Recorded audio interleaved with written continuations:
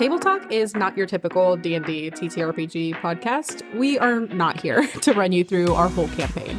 We're here to talk about everything else in the space of Table Talk roleplay. I'm your host, Alejandra Wilhelm. And I'm also your host, Mariah Gresham. And we're your tabletop roleplay girlies.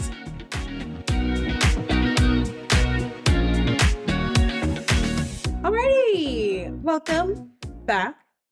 Hello, I'm eating chocolate. Caught you at a bad time. Did I catch you in an inopportune time? That's fine. I fully saw you eat that chocolate, and I was like, "We're gonna start recording now." I don't give a fuck. I was like, all right. Like, this is every experience I've ever had at a restaurant when the waiter comes by and it's like, "How's your food?" Yeah. And I was like, well, half of it's in my mouth, so I can't answer. You're like, I am going to kill myself after this, fully, from the embarrassment.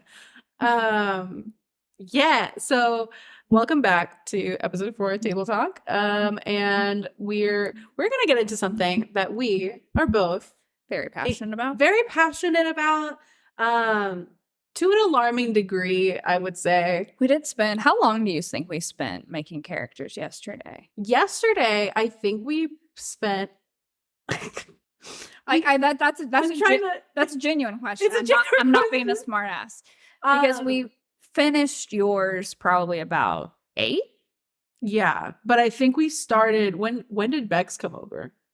Let me check my phone. Trying to figure out the logistics of how long we fucking 3? took. That could be wrong. So let me see. I want to say hang on.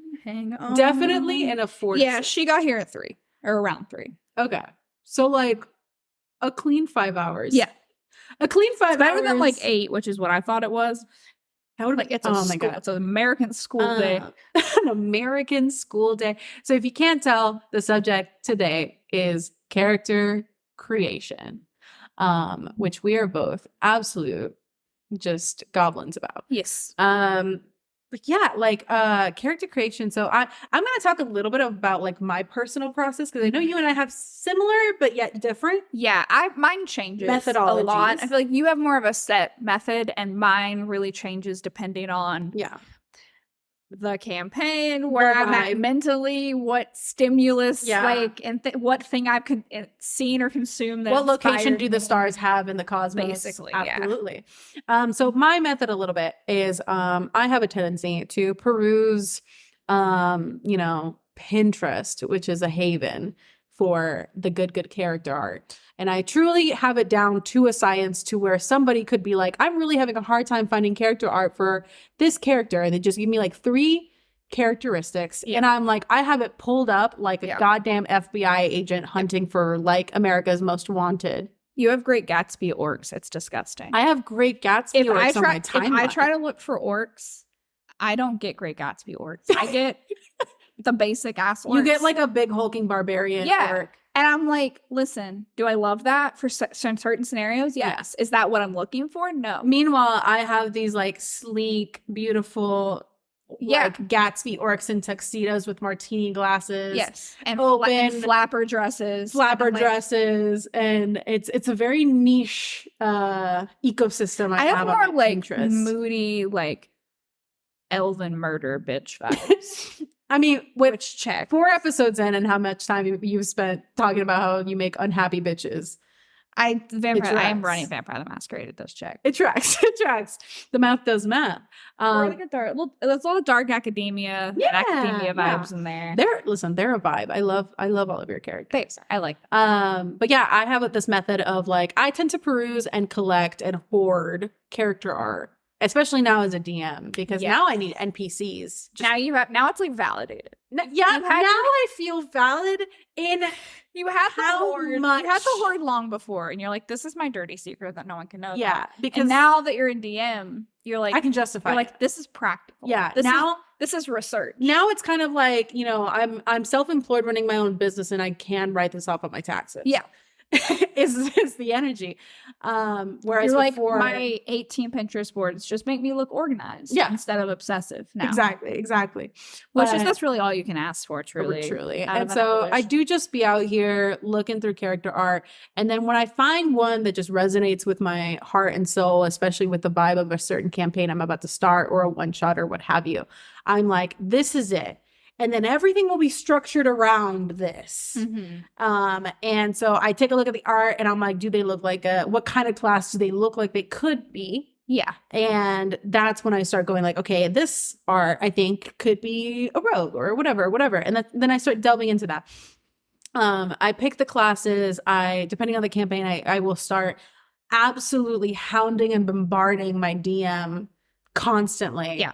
With 1,000,001 questions about the world, about the mechanics. Because the setting matter. Like, some people say, like, oh, the setting doesn't matter. And I'm like, no, but it does.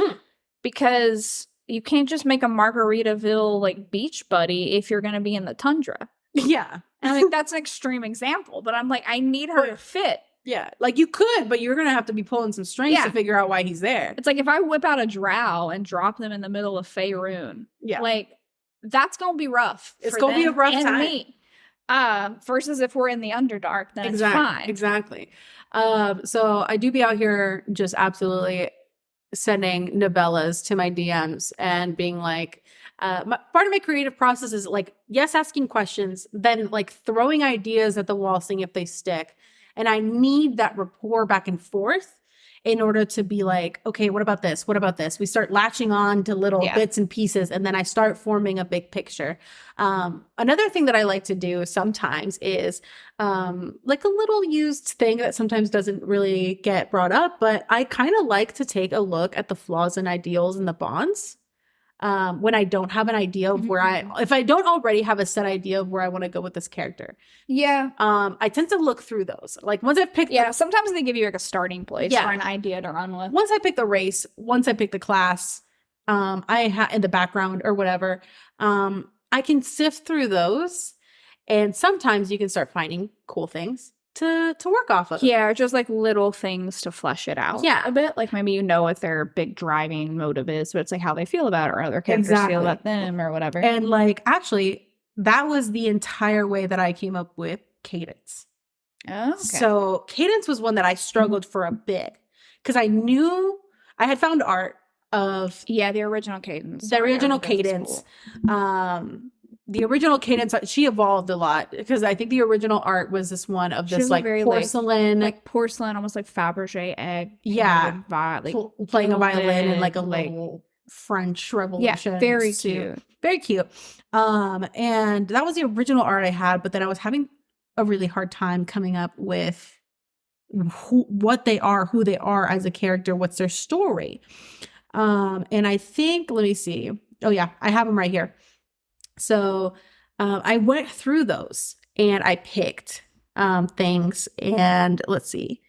Let me see. It refers to everyone by titles according to their relationship to them. Let's see. Because bonds and flaws, that comes from your class. There's like traits, ideals, and bonds. They come from your class, your race, and your background. Oh, okay, so they come from all of them. So, like, what D&D Beyond lets you pick from? Exactly. So I looked through the list, and I remember seeing one that was like ideals, honesty. Art should reflect the soul. It should come from within and reveal who we really are.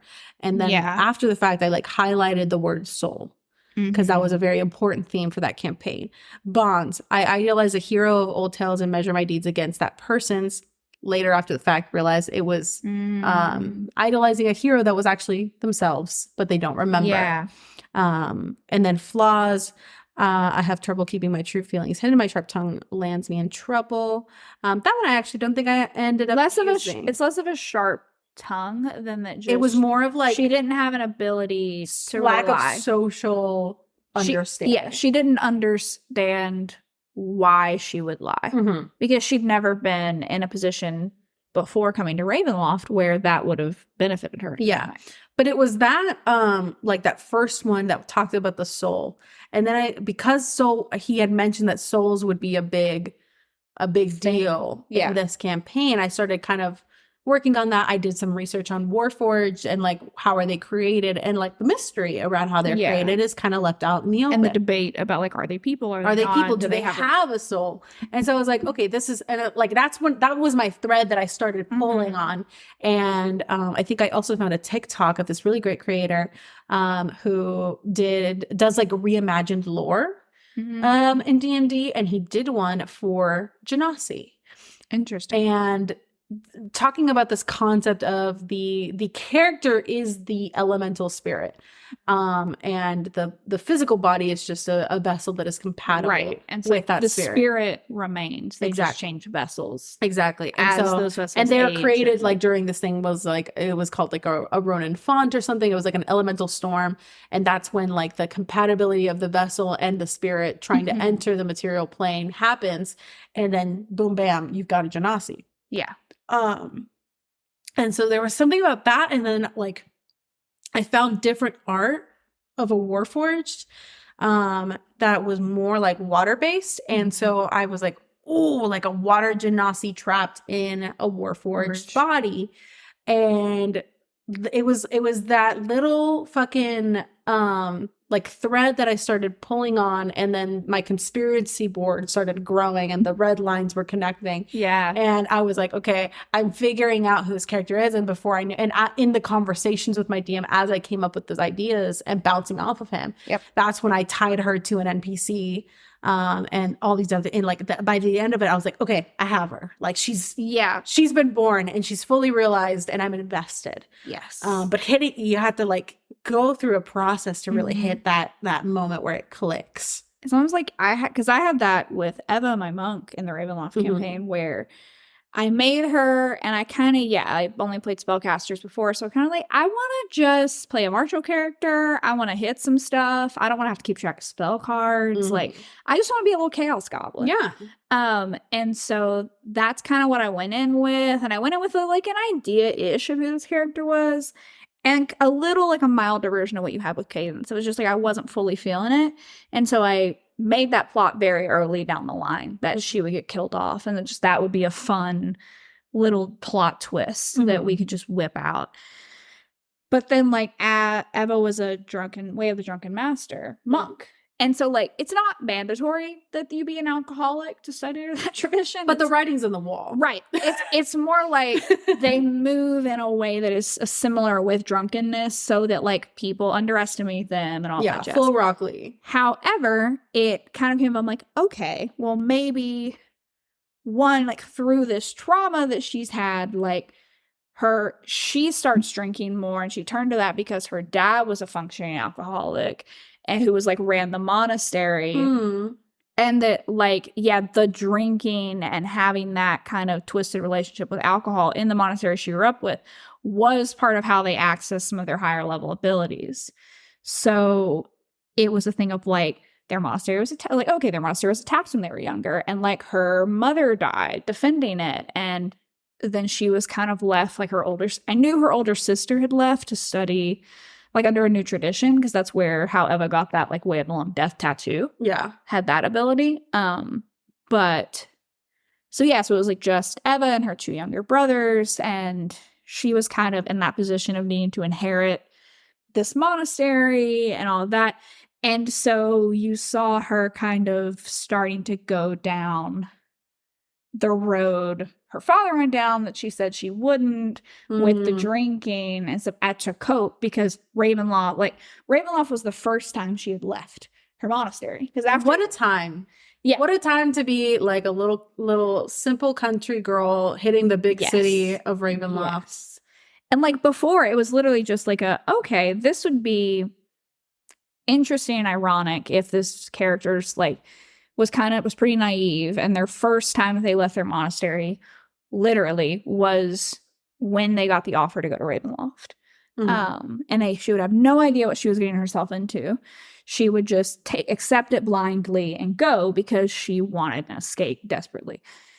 And then so it started like the backstory of like why she would want to escape and get away from that and get away from like the heaviness and the responsibility of that made more sense. And then, because like when we were taking the presumed deal was like, okay, you go, you defeat all the dreadlords, and then we'll bring you back, and you'll get dropped basically right back where you left off in the same day, conveniently. Right? Yeah. So like in like the coming weeks was going to be like the anniversary of the attack on her monastery, and so it was like she was very stressed. So she's like, I'll just fucking go, and like I'll be back, and everything will be fine.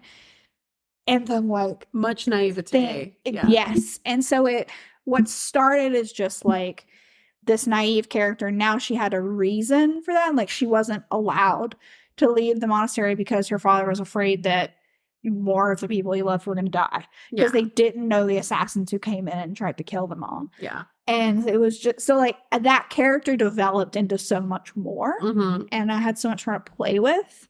But that really didn't come until after we had been in the game. Yeah. And I started thinking about it like after we started leveling up a bit, and she got like another like subclass feature. And I was like, okay. Because some of that it was like, oh, you move with kind of like a drunken mood or whatever. And like I kind of started like she drinks as a coping mechanism, like as a joke. But then I was like, I kind of need to bring this in. Because it needs to come from somewhere. Also with the more trauma they were experiencing in the environment of Ravenloft, it just made more sense for her to like rely on that more and more.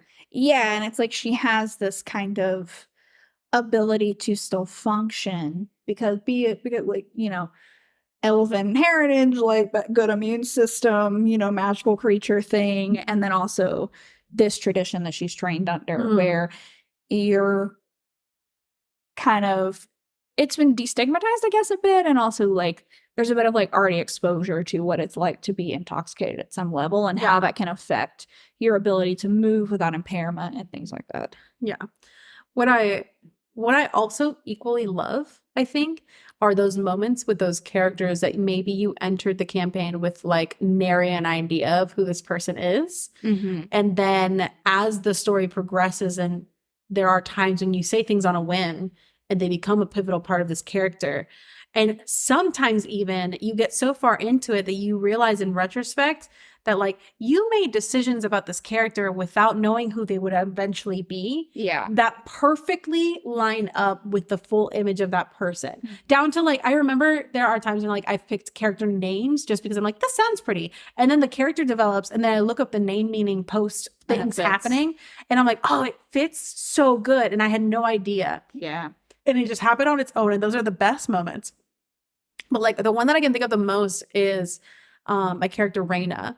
And in that, like, you know, she's not a character that I played necessarily in a campaign or in a traditional D&D sense. No. But she's from the time of the Ocean's Pride, the TikTok trend that kind of got a little bit viral and was trending. And so I was riding that wave and I was playing this character both in the Discord server that became like a living world. Yes. And then that transcended narrating on what was happening there onto TikTok. And so she was a character I absolutely made on a whim just by happenstance of I have a barbarian costume and that's like the only thing I have. Yeah. And so went into it. And then once I started role playing her with other people, I encountered scenarios where, you know, they would ask questions about her. And I'm like, I need to come up with shit on the fly because I haven't thought about it and like at all. And I remember with her and, you know, again, shout out to Oak one more time because I met him through this server. Yes. And I remember his character and mine interacting and his character had a whole dichotomy of he had a book that he liked to write people's stories in and collect like their history. Their secrets in their history. Their secrets in their history. You know, he didn't advertise the secret part, but he was like, yeah, just tell me like who you are and whatever. And this book would just be writing. And also like once something was in the book, he couldn't repeat it. Exactly. So it's like he wanted to know things, but like it was safe with him. Once exactly. It was there. But he approaches my character and he starts asking me all these questions about like who she is, where she came from, yada, yada, yada. Yeah. And part of it is like, I was still really new to D&D. So I'm like, I couldn't even fucking name you a city and where we're in.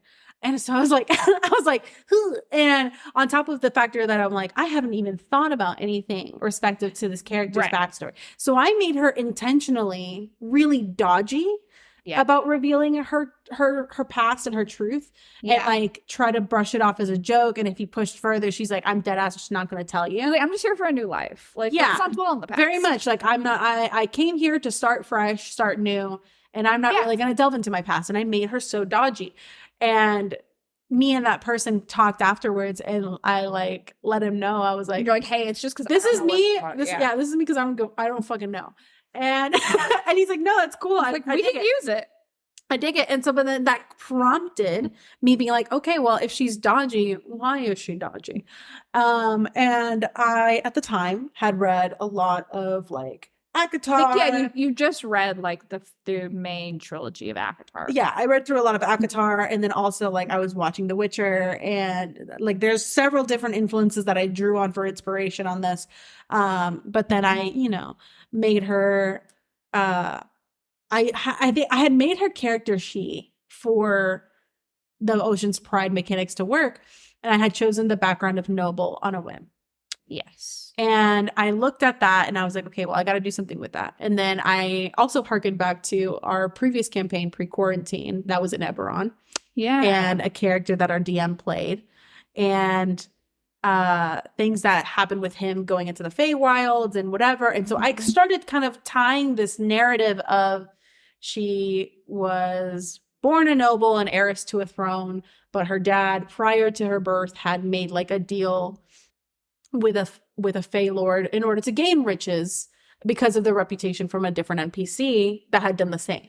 Yeah. And the cost was like what is it in The Witcher? Like the deal of the law of surprise. The law of surprise. Where it's like whatever you come home to is mine. Exactly. So it could be a puppy, it could be money, it could be a child. So it was the same exact thing, but it was the law of surprise, and lo and behold, it was his daughter.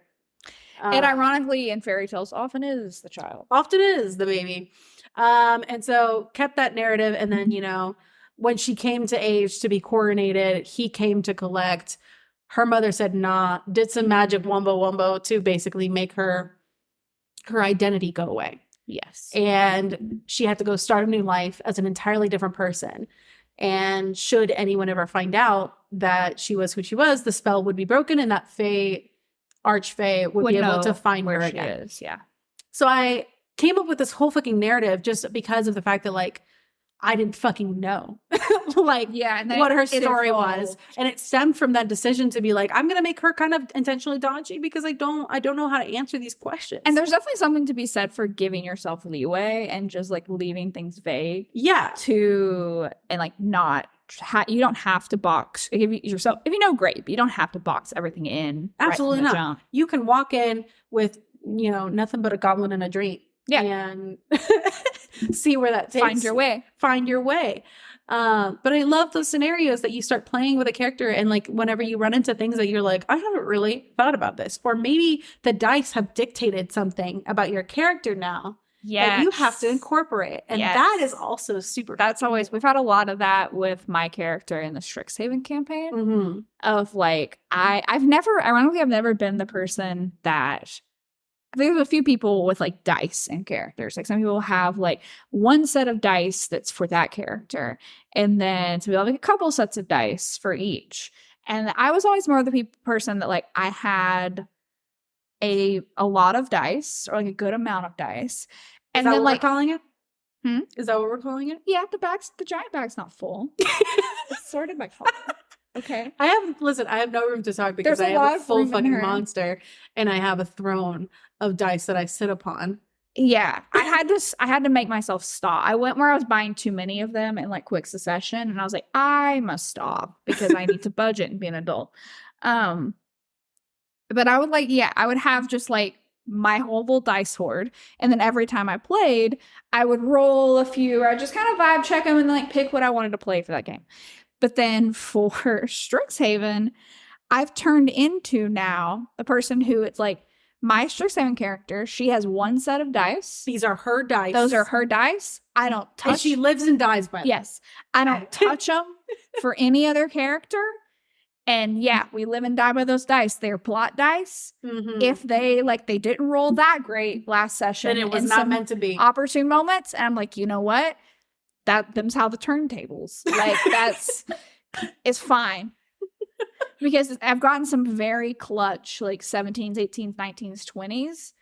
And some very plot relevant nat ones. Little nat ones. Yeah. And in turn, with that specific character in that specific campaign, the NPC that I'm playing against you. You almost exclusively roll nat 20s. I almost exclusively play nat 20s. 20s and you roll nat 1s in that same interaction. And I'm like, this is disgusting. Because you don't even typically... Like, I'm not a good roller. God, I am not a good roller at all. Like I'm very middle of the road. And honestly, sometimes the dice have decided that day in particular, I'm going to get fucked. Yeah. Like fully.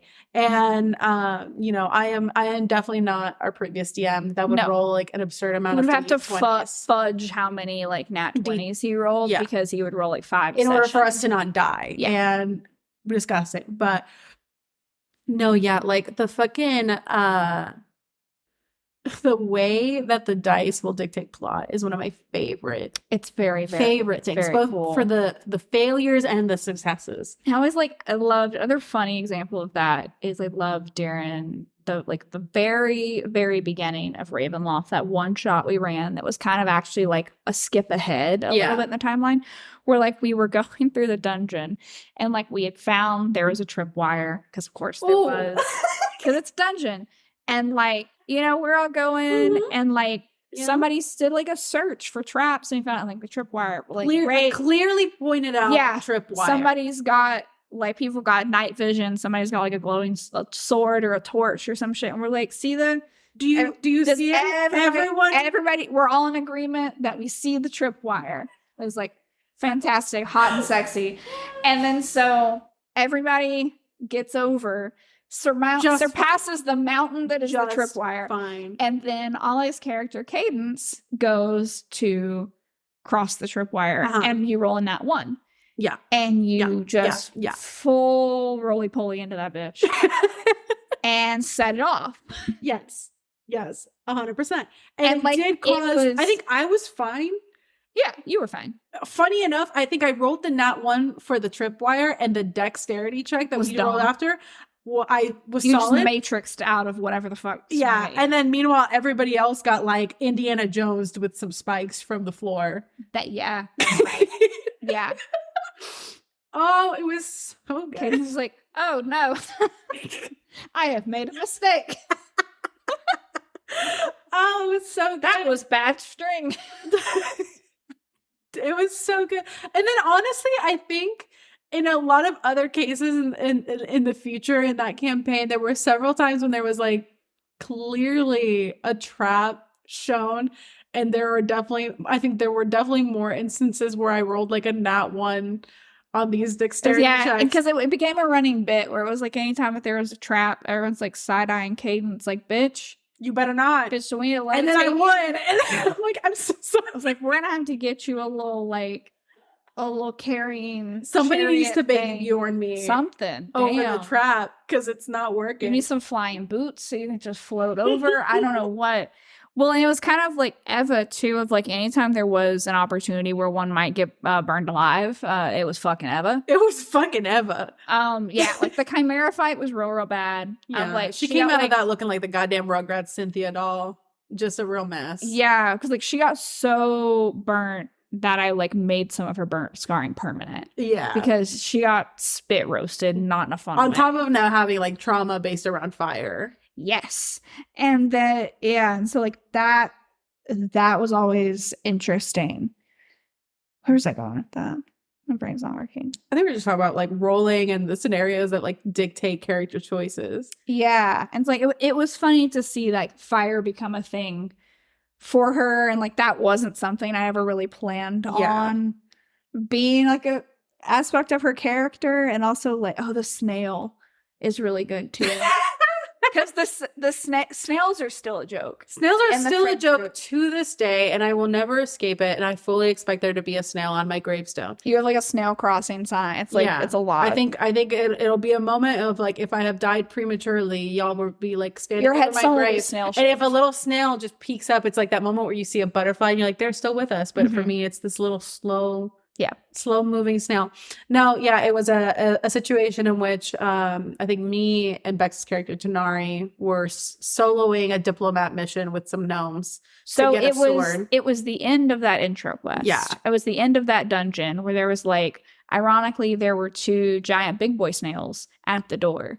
And so I'm like, yeah, Caden's character, and yeah, I think Bex's character Tanari. Yeah, because we're the most charismatic hoes, and if anyone's gonna talk this sword away from these gnomes, it's us. So like y'all went in, and then the rest of us were kind of just there making awkward eye contact with the giant snails, being like, damn, I hope I don't have to bonk these giant my guy.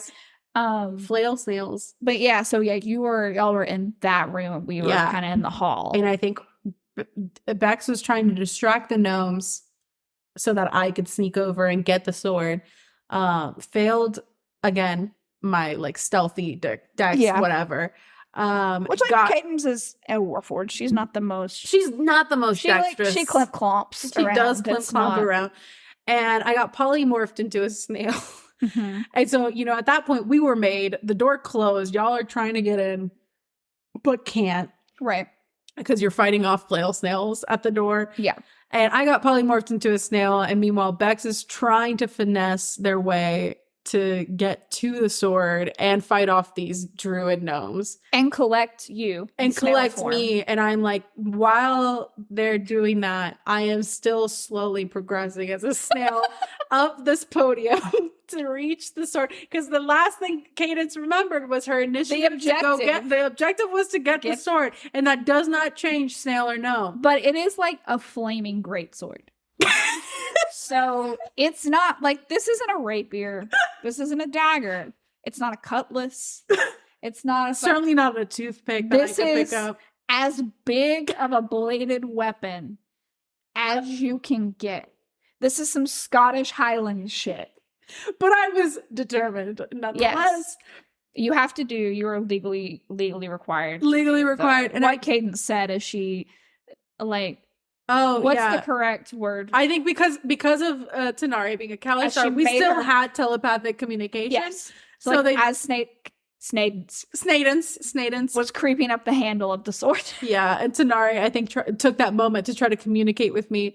And what I said was like, I'm almost there. And all of us died laughing. I was pissing myself laughing, bro. Because we were just having a fucking riot about the snail thing. But then, yeah, after the fact, like, that's not even a choice that was that happened. That happened to you. It happened to me. And it wasn't a choice the DM really made either, because it was just like, I think he maybe rolled like a random thing. Oh, no, yeah. But the thing is like, that happened, and it's not necessarily a thing that now follows Cadence as a character. It's a thing that follows it's you a thing as that a follows person. me, Alejandra, the person. As a human being. As a human being. Yes. I walk through life haunted by snails. Yes. Because of you, my lovely, lovely friends. Yes. But I love every second of it. And now we have little plastic snails as inspiration tokens. Yeah, we just like find snails. We find a way to fit them into they're like nature's litter. They're just like, we find them everywhere in our lives.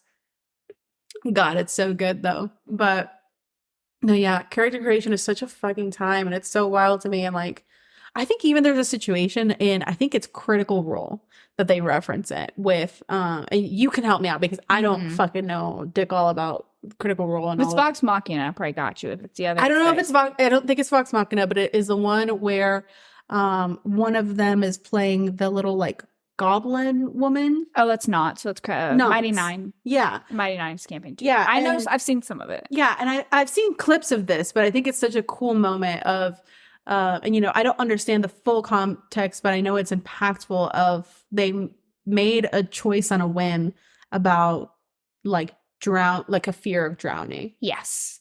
And yeah. That was just a choice on a whim moment, and that it carried through all the way like up until the end. Because like anytime they had to go underwater or whatever, and like they got I think it was like some kind of like ring of like water breathing or water walking or something like that, and like it still wasn't like, she was still like, I don't fuck with it. Yeah. And I know that like at some point later down the campaign, you know, it becomes this like super important character, like developmental moment for them because of this just pure pure on a whim choice. Yes. That happened just when faced with a random scenario, as random scenarios pop up in D&D tend to happen.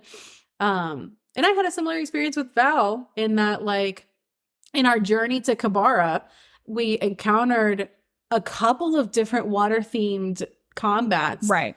In which I just subsequently happened to be the person dragged to a watery death. Yeah, like almost drowning. Almost drowning. So because we would laugh about it, how like Eva had a fear of like fire and burning to death, and Val had a fear of water, drowning. And I'm like, they need to just switch environments. Yeah, it happened twice, and I just made her start being super highly avoidant of water. And then me and this other player who plays a character that his and my character have known each other since they were children, made a canon that she almost drowned as a child, and he like pulled her out, and so she's just constantly had this fear of water. Yeah, but it like she had maybe made some progress on getting past it, and then it got exponentially worse. Getting fucking dragged in by a variety of giant. Yeah, and she got like swallowed by a frog or something. I got swallowed by a giant fucked up frog. And I had to literally activate my dagger inside the frog and get ripped out of its stomach. That's not just water. That's frog liquid. Yeah, that's a lot. Well, he was underwater with me in its stomach.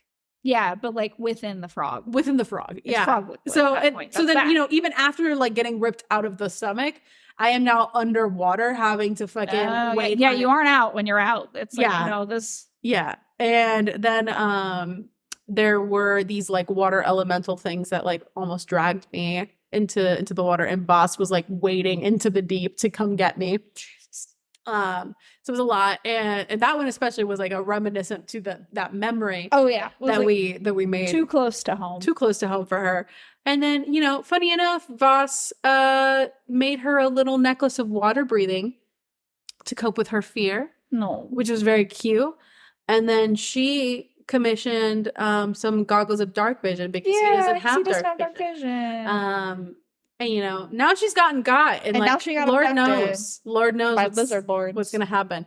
That boy's gonna be so traumatized if she dies. I know, and she like commissioned it right before they left. Like right before, yeah. So if she dies, he's gonna get it after the fact, and that was the one thing that would have let him come with her. And that, yeah, because he was gonna go, and you're like, no, you're like, you don't have dark vision, you can't see. Yeah, and you know that's just that's good TV. Yeah. That's just good TV, homie. I think I saw, I don't know, maybe it's something about like associated with like Worlds Beyond Number, or it's just like a random quote from like a Bria brand or something, but it's like that like not like smart care or like good character communication is the death of drama. Oh my god, yeah. It's like if it all happens in the miscommunication. If all your characters are like well adjusted and communicate and like do everything right, then like no, then they'll never have that good development. You can't have that good telenovela style stuff. We need the drama. And it's funny because like, for example, like Boss's character is such a golden retriever himbo, always positive ray of sunshine, and he's like, I'm a be real with you, I don't think he's gonna be yeehawing as much as anymore. Yeah, I mean, because if she lives, which hopefully she does, then it's still traumatic. It's still traumatic, and it's like he still has to see her and remember that she could have died, and he didn't stop it, or that she went through everything she went through in the meantime. And then if she dies, that's even worse. That's even worse. Yeah. But it's also like, I think in that same interaction that we have Lucan, who was the other character that was out with me, and Lucan's a character that like was sent to come protect me from my grandfather. Right. And then he got downed. Yeah. And I used every bit of my actions to save him and make sure he wouldn't get got. Which will spell so much trauma for him when he wakes up. The survivor's guilt is gonna be so good. And that was a whole interaction where I'm like, man, the dice were dicing. Yeah. But it is like the thing where the dice were dicing on skills that I have a +10 and a +7 to, where I was not rolling anything above an 11. If you roll like a 5, you do all right. Yeah. But I got like dick you're off. Not asking for much. I got dick off, man. Oh, it was so bad. Yeah. Like that is, it's cool to be able to take those like in game. That always so frustrating, but then you can take it and twist it into the plot. Yeah. And make it's so some good shit. And you're like, okay, I'm glad this happened now because this is so interesting. Yeah. It's those failures that like, I don't know, the failures are something I look forward to the most. Weirdly, yeah. Of like when they happen, you don't like it. But it turns into some of the most like pivotal or big moments in the campaign. Yeah. If you it also makes those moments that your character succeeds so much better. So much better. Yes. And yeah, I don't know. A lot of the character development I have for the characters I played, I owe to those moments where I've rolled so poorly. And then I have to justify it within myself for the character. And it's setting yourself on those trains of thought that really kind of cement the character in your mind.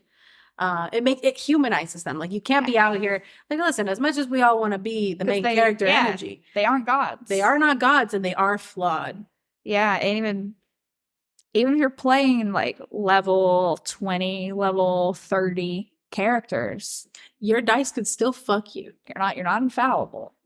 Like if your dice said, you will die today, you will die today. And there's your dice said a solar is gonna shoot you in the heart, then that's what's gonna happen. That is what's gonna happen. That was God's will. We respect it. Whichever relevant deity was involved. Exactly. And you know, I told my DM that too, because he was, you know, I don't think any self-respecting DM is out here seeking to kill your character. Good DM, you have a good relationship, I think would relish killing a character because they've put as much or more effort into the world and these characters and thought and how the plots fit together as the players have. And while it's not the same level of commitment and bond, like it's emotional for a PC to die. Very. And it's hard to direct that, and like they're the person that does the killing, right? They're the person. The blood is in fact on my own hands. And so it's like I wouldn't think that they would set out to do it. Yeah. But and I know in that interaction with Val, like Carson, shout out Carson, I was supposed to be rolling everything at disadvantage due to exhaustion, but he was really trying to pull whatever logic he could to at least make me roll flat, and give me the best chance at survival. Yeah, it's like I as a human am now emotionally exhausted. Like, please just roll in flat. Yeah, and then like I truly rolled so many checks to try to get out of the situation. Yeah, and all of my rolls were poor, and then I think I managed to hide from the guy that was pursuing me. And then at that point, he's like, "Okay, we're gonna roll 3 stealth checks, like 3 rounds, to see if 3 rounds of him trying to find you again, and to justify that he is just gonna give up and leave." Yeah. And I was like, okay. I rolled 3 rolls, and I got a 25, a 19, and a 23. The best rolls I had that whole fucking interaction. Because again, stealth is my shit. I'm a rogue assassin. This is supposed to be what I'm good at. Yeah. So I was like, there we fucking go. And I was so confident. And he's like, all right, he just has to roll below a 19 on all 3. Yeah. Which is not a tall order. Not really, no. Not a tall order. Not a logistically improbable thing. There's a lot of numbers. There's a lot of numbers between 1 and 19. And there was the one in the front failed, the one in the back failed, but the one in the middle that was meant for that 19 was a nat 20. Fuck. And I was like, the dice have hate crimed me. Literally. Like, I was like, this is both homophobic and sexist and racist. And I was like, oh my God. Carson, please. Carson, please. Please. After the emotional turmoil. Please, Carson. But I was, you know, at that point, he's like, I don't want to do this. And we cut it off. That's also where like online dice bots suck, because you can't roll hidden. Can't roll hidden. It's like, it is out. If you're at a table, like a stand, and you roll behind the screen, and something like that happens, and you're like, all right, I don't want that. You don't want this to happen. I don't want this to happen. Like, but you can fudge it if you want to. Yeah. But not on a dice bot. No. Where it's just that record stands for the jury to see. And I was like, I told him, I was like, hey, listen, the dice have spoken. I'm okay. Like, it is what it is. It is what it is. And I was like, I will find my peace. And so we cut it off at like a cliffhanger and stuff. And it was funny because afterwards he's messaging me about it. And I was like, listen, I'm cool with it. Like, I think if she goes out like this, she did it so in a way that she's like, it's true to her as a character. Yes. She risked herself to save someone else. Yes. And she definitely went out fighting like a goddamn feral street cat. Right. Yeah. It wouldn't, like, if this is what causes her to die, it's not like a stupid, meaningless death. No. And I'm like, I'm at peace with it. But he comes back and he's like, I'm not fucking ready. He's like, we've done so much character creation backstory on this bitch. You're just so beaten down by the You're like, listen, it is what it is. After the dice, if she dies, she dies. After the dice just keep punching you directly in the fucking mouth, right? For like what felt like forever. Yeah, eventually at some point you're like, I am just gonna stop feeling things now. I'm shutting like, down. Whatever happened, like I am at peace. I'm staring at the meteorite. You're like, I'm not driving. The I'm not driving this bus. The DM's not driving this bus. We're just on for the ride. Something, yeah. And then just like the hand of a fallible god is driving this bus, and I do not know what's gonna happen. Yeah, but he was like, "Bitch, I'm not ready. We've done so much with her backstory that we haven't even like truly gotten to touch yet." Mm-hmm. And I was like, "I know. I'm like, no, I'm aware. I'm aware. I'm invested. I'm here with you, but." Like we can't. You're the one that rolled an out 20. Yeah, take it up with you and your god. Like, yeah, take it up with the dice bot. Like, that's on you. That's on you. It's not. It might be my fault that I didn't get on my knees for the robot this morning when we started playing. But I don't. Next time you have to. Like, I don't know. Burn some incense. Whatever you need to do. Whatever you need to do. But my god, ugh, it does make for good additions to the playlist, though. Oh yeah, for sure. Yeah, which is another element of character creation. That's a whole other, like just the very creative like ways that you can define your character. So that's a whole. That'll be a whole nother. The maladaptive daydream is strong with me. Oh, same. And yes. Every single one of my characters does have to have a thematic playlist that runs through both them as a person as well as events that have happened to them thus far in the story. Yeah, my Strixhaven character has 3. There's hers, and then she has 2 separate ones with 2 other NPCs. Yeah, her 2 toxic possible love choices. Are they both toxic? One's toxic. One's toxic. There's her toxic ex, and then there's her childhood friend who... That's like a will they, won't they. Yes. Through like intense series of circumstances, they've been brute forced into seeing each other as like adults that are attractive. And it's like, damn, I feel things that I am not prepared to feel. Exactly. And we're slow burning it. Yeah. Which is funny enough, like I guess it might get toxic down the road. Who fucking knows? There's still time for shit to go awry. Who fucking knows? But I know that like, and to harken back to like, I think a little bit of our previous episode about the differences between like male and female, like TTRPG experiences. Consistently, I have always found that like, I don't know many guys in my life that play D&D that have playlists for their characters at all, or make a fucking Pinterest board, or et cetera, et cetera. They're like, at most they might find a piece of character art. Yeah, I mean, like DMs will make playlists and stuff because they need it. They need like, for scene setting development and things like that, or just like stuff to write to or whatever. But most like male players that I've played with, no, not really. Yeah, but like for us, that is a staple. That is a foundation of character creation. It's part of the fun of it. You have to have your ginormous Pinterest board or several collections of Pinterest boards, and then you have to have your playlists, and then you have to and like you got to play those playlists on the way to the game to get yourself into the mindset. And then you have your fucking 40-page backstory text thread between you and your DM that dictates everything that's ever happened to this character. Yeah, just the running OSRP. Running OSRP of it all. And like you've got to have your three pillars of the character creation. The legs of the stool. Yeah. Because if not, I don't know, for me, if not, then it's not a fully realized character. There's characters that I've conceptualized for like one shots, and I feel like I operate in 2 different fonts. I either play hot bitches, sometimes muscle mommies, which still constitute under the umbrella of hot bitches. Yeah. Subcategory of hot bitch. And then I also will play just a little like small animal raced little guy. gremlin. Just a little guy. Just a little guy. A little 2 foot tall owlin that thinks on every level except physical he's an orc. Like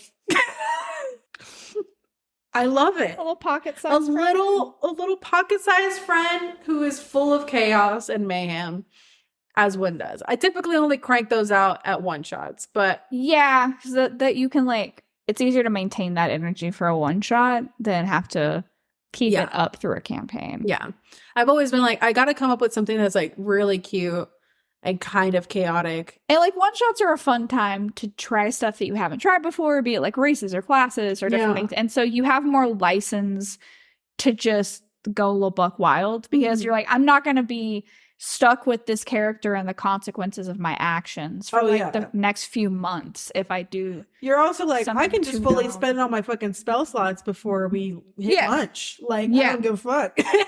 You're like, I spent everything on fairy lights to decorate the room. I'm sorry. I can't help you. I don't care. I am an aesthetics asshole. Yeah. Yeah. It's a fucking time. But like, I think regardless of the extent or the level of which I've created these characters, whether I've got an entire archive of data for everything that has to do with this character, or I've made them up 5 minutes before we sat down. Yeah.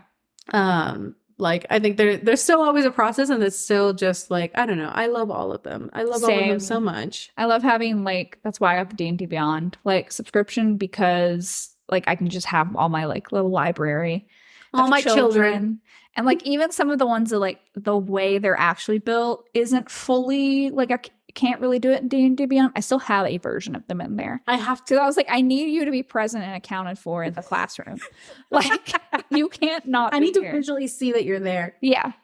Kind of same. Like I have my characters in Roll20, but like even though it doesn't correlate with D&D Beyond, I still have to make their sheet. I don't like making sheets in Roll20. Just a personal preference. I have to, just for the fact of like that is how we play. Yeah. And how we roll and all that stuff. But like I definitely prefer D&D Beyond.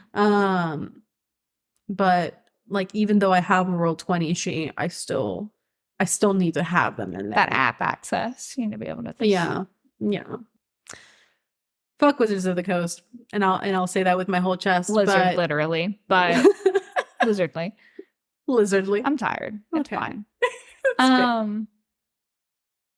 Yeah, no. Can't. Fuck capitalism. But capitalism. Brendan Lee Mulligan, our Lord and Savior, has stated, like, fuck capitalism. Fuck capitalism. Yeah. The true villain all along. Yeah, I think it was somebody asked me like if I was gonna play, like what I thought about like the like 1.0, like D&D 1.0, and I'm like, I think nothing, because I bought all the 5e materials and I'm not buying new shit. Yeah, absolutely not. It's like I refuse. It's like we live and die by 5th edition. We live and die by 5th edition. Yeah. And yeah, I can't. No, I can't with the changes. I can't start anew. No. I'm in too deep. I'm in the red already. Yeah. And there's no hope of profit at this point. Emotional profit plenty. Financial, it's down the drain. Yeah, we're not getting returns on them. Absolutely not. Well, yeah, that's alrighty. That's character creation. Thank good you. Shit. Yeah, good shit. Thank you so much for listening again to episode 4 of our little table talk. Almost said TED Talk. Our little TED table. It's a form of TED talking. TED table talk. TED table talk. Table talk. Thank you for listening to our TED table talk. And a soft reminder again that with everything, D&D is just a game. It's just a game. It's just a hobby. It's not that serious. It's not that deep. It's not that deep. Take care, and we'll see you next time. Bye. Bye. Table Talk is a podcast brought to you by Mythos Media Productions, bringing you a new episode every Wednesday, wherever you get your podcast. Find us on Instagram and TikTok at Table Talk RPG, or check us out at our website, mythosmediaproductions.godaddysites.com. All business inquiries can reach out to us via email at info@mythosmediaproductions.com.